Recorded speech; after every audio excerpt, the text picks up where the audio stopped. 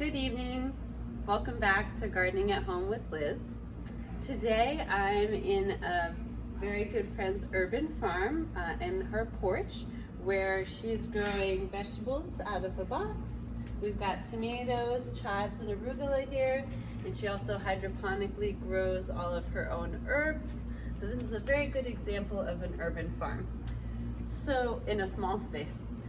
So one of the problems that you come across in small space gardening is a lack of pollinators. So if you're not near a lot of wildflowers, or maybe you're in the city, there's not going to be as many bees and butterflies to help pollinate your plants.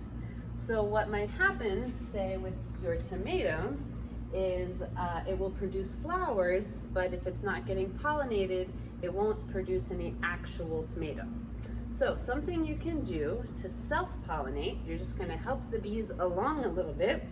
You're going to take a Q-tip or any other soft little stick. You could even use your finger if you want, but you'll get a lot of pollen on it.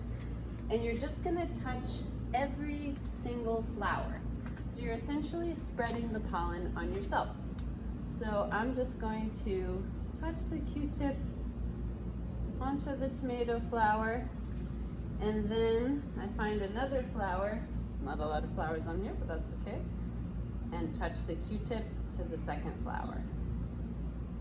And that's essentially all you need to do to pollinate. So you could do this for squash, fruit trees, tomatoes, pretty much anything that you have growing that you feel like it needs a little extra help. You can be the bee yourself. So you could also plant some more flowers if you're trying to attract more pollinating insects. We call that intercropping, when you do vegetables and flowers together. That's a good way to help support the bee population.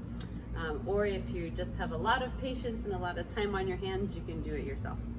So that's it for this week's garden lesson video. Thank you so much for joining us, and I hope to see you next time. Bye.